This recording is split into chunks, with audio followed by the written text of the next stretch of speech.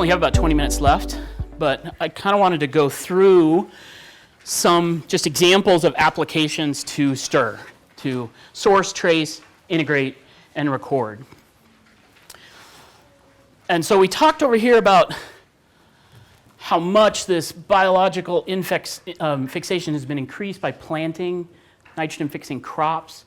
We've talked about how deposition has gone crazy because of industrial processes, and industrial N fixation has gone off the charts because of the Haber-Bosch process.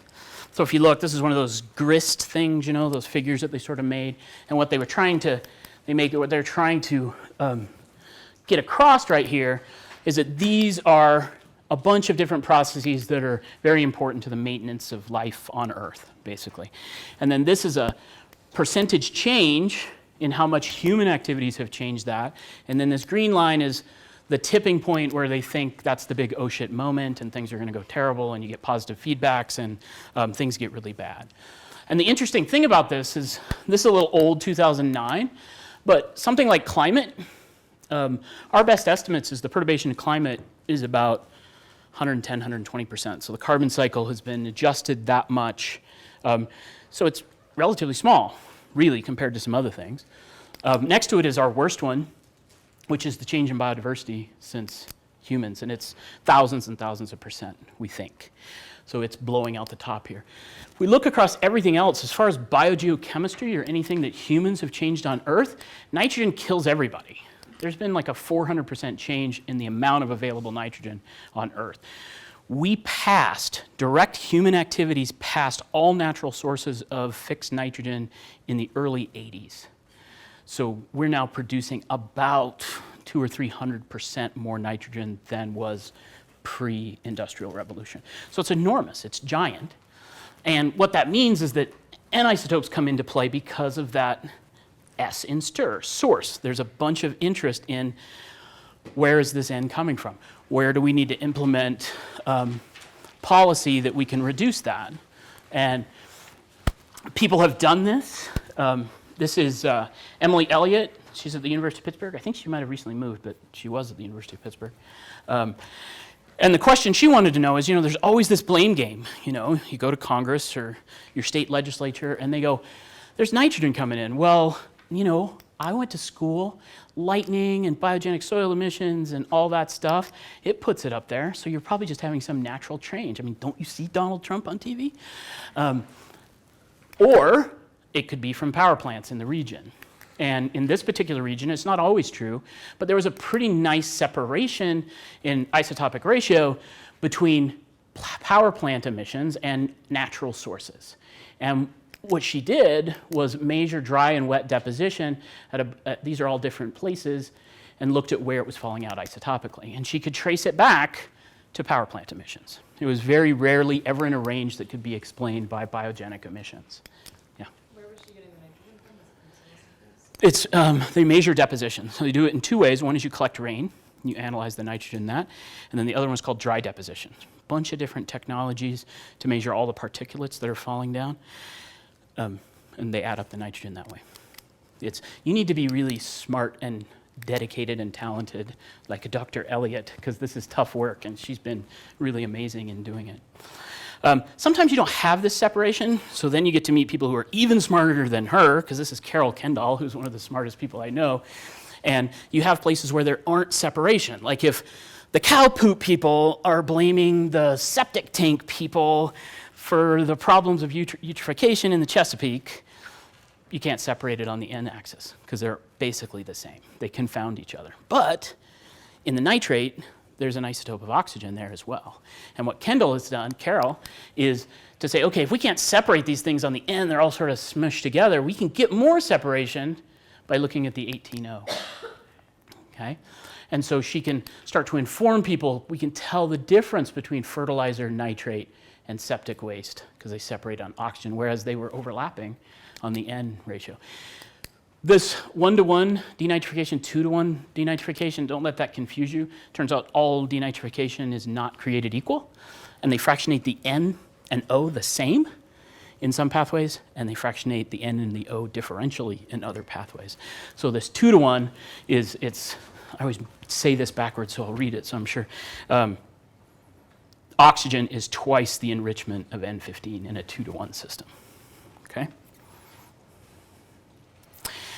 Don't want you to get any details on this at all, but this is one of the big papers that came out of the Baltimore long-term ecological research site, which is one of our big urban sites where they're monitoring things, but they're using Carroll's framework of using the dual isotopes and building this map where, okay, this is where atmospheric deposition is, this is where this is, and they start to collect water throughout the system and then say, okay, where's the nitrate coming from in this very complex urban system?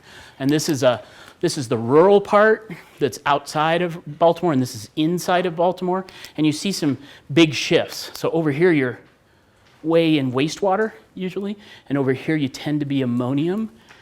And so they're beginning to be able to say, okay, if you want to solve a problem in an urban waterway, where are the things you need to focus on? Where are these things coming from? And Carroll has helped them to do that. So for these, they're isolating the whole compound and then separating the isotopes? Yeah. So what if you have a mix of sources? Like, how do you interpret it if it's, I mean, I assume these are dominantly from whatever source, but if you're in an instance where it's 50-50, say, how do you interpret it? In a couple ways. If you're pretty sure you have only a couple of sources, like you say, okay, in this water we have CAFO dairy production upstream and we have heavy nitrate, you could use a two-ended mixing model. So that water is the integrator of all that isotope. And if you either don't have much fractionation in that pathway or you understand the fractionation in that pathway, you can then use a mixing model and say 32% of it had to come from one and the rest had to come from the other in order to solve for this integrated value. That's the primary way you go. That blows up on you very quickly when you have 4 or 5 N members. That's like math that I can't do, kind of areas. And there you tend to make inferences and try to group things versus enrichment versus depletion. But it's not, it's why we're looking for extra isotopes and doing dual isotope analysis to try and get as much information as you can. Yeah? Sorry to be picky, but I think this is a paper by Koshal et al., not Hastings et al. Is it? Yeah. That's why I take those off most of the time. That's why I take that off most of the time. And then Jim always goes, you need to do your citations. I go, but Jim, I'm too stupid. I lose track of who all these things are by, and then I'm in trouble. So what about tracing, which is another sort of way you might go about this if you have a real complex system and you want to see, okay, it is the cow producing place. Can we use it for anything? And basically what this does is it gets you away from thinking about getting information from the fractionation and moving towards getting information from the tracer itself. Okay? So what you're going to want to do is create a signal that's large enough that it will overwhelm all the fractionations in the system, but it won't alter the function of the system. And a very rare isotope is very good for that, because you can add N15, it's not an appreciable addition of nitrogen to the system, but you can see it. And if it's big enough, and when I say big enough, send stuff to me that you spike to like 50 per mil. You keep the 700,000 per mil, which is what we usually get. And so in very basic terms, you create a system where you can follow something, but you forego the information about fractionation that might be occurring. So if your fractionations in the system are 4 or 5 per mil, but you create a signal that's 50 per mil, you're going to be able to trace it even if it's fractionated through that system. This is Dina Bolano. She was an isotopateer in 2004 and was so inspired that she decided to do all of her work entirely isotope-based. And her question was, how much nitrogen can come directly from gases into plants rather than from the soil system? Okay? So in polluted areas, you get interesting isotope ratios from plants, and people always speculate it could be coming in through this foliar pathway. So she worked on that for her whole PhD, and she used this tracing kind of idea. So she used hydroponics, and this hydroponics, this is tomato growing in here. Down here at the bottom is a water tank, and that water tank, she could quantify what the isotopic ratio of the nitrate was. Then you separate the top part of the plant from the bottom part of the plant with these plates and putty and all this stuff, and then you fumigate the top part with NO2, which is a common pollution gas. And we can mix gases. that have a value that's so big that even if there's fractionation, we'll be able to see it. And then we'd use a two-ended mixing model. So the integrator in this case is the plant itself, and it's just kind of like mixing paint together. You get some number at the end from the plant. The plant tells you, hi, I'm an N15 of plus 72. And then because you know there's two sources, and you know the isotope ratio of both those sources, with some simple math, you just can make it a percentage and say, okay, this percent had to have come from the NO2, and this percent had to come from the nitrate. Okay? And when you do that, you get results like this. This is what Dina got. So she looked at the isotopic ratio of foliage under low nitrate, high nitrate in the hydroponic tank, and then at no fumigation with the pollution gas, 40, and then an intermediate of 20. What she found was about 10 to 16% incorporation in tobacco and tomato. And then she was really excited. She ran into my office and she said, oh, look, this is facultated by the plant because it goes down here under high nitrate. So when it has high nitrate, it doesn't do it as much. So this is a cautionary tale of the difference between percentages and absolute magnitudes. So you see this big difference between 20 and 40 per mil, and 20 and 40 ppb and 20 and 40 ppb depending upon the hydroponic solution. If you do that on absolute amount of nitrogen going into the system, they're exactly the same. So what it is when you grow things on high nitrate, they grow bigger. And because they grow bigger, because there's a constant influx of the N2O, so the NO2 appears to be passive. So it's going to be the same. So in both cases, it was about 3.5 milligrams of N. Okay? This kind of idea of tracing has been done on much larger scales. So this is Newt Nadelhofer and a bunch of other people, and they were asking the question, okay, is this nitrogen deposition that's happening all over the country at different sites, is that driving more and more carbon fixation? Okay, so we know there's this fertilization limitation that even though you have more CO2, maybe you can't grow as much because you're limited by nitrogen. So they added N15, and then you have to, I have a lab that has a gazillion undergrads in it, or your Newt Nadelhofer, and that time he was a Fed and had 1 million employees to do it. Because you have to add the labeled nitrogen at some low amount and then assess all of the N15 in all the pools in the ecosystem. So you're sampling all the plants, all the plant compartments, all the soil compartments and everything, and you watch that N15 change over time. Okay? And then how fast it incorporates over time provides a process rate. Okay? This was kind of a controversial paper because they suggested that there wasn't much of a stimulation effect by nitrogen deposition with elevated CO2, and other people have argued about that later. For stream people, they do a very similar thing. This is a very common application of isotopes, is they're interested in what is the metabolic rate of the stream or the reach. So how fast is nitrogen being processed through the biology? And so they'll do a drip application, and they'll add N15 labeled nitrate into a reach. They'll compare it with a non-reactive tracer. Water's a pain because there's this volumetric flow rate that you have to get because not all streams are created equal. And then they calculate what's called an uptake length. So it asks how long down the river does it take to process all of this nitrogen, and you can do that with an isotope. And that's how they look for levels of eutrophication, levels of production rates, and all of that in rivers, and it's applied all over the place. All right, integrate. Eliza Hazelquist, Isotopeteer 2012. She was a research in residence person. She was going to grad school in Sweden, and she did almost all of her fieldwork incredibly pregnant. So she's pretty much my hero. She's pretty awesome. In Sweden, after World War II, they decided all these rocks in the river are a pain to get the logs down. And it turned out like all the armies had left all their bulldozers. So they bulldozed all these rivers in Sweden to make it easy to float the logs down. And this disconnected the riparian area from the stream itself. And then over the next 50, 60, 70 years, Sweden's invested a ton of money in restoring all of these rivers. And that's what she worked on the entire time. She'd done no isotopes before she came here, and then we sort of talked about how you could really trace how much recovery and how much change there had been in nitrogen cycling in the riparian zone with isotopes. And she applied for research in residence. She came to my lab for about a month, and this paper just came out maybe a couple of years ago.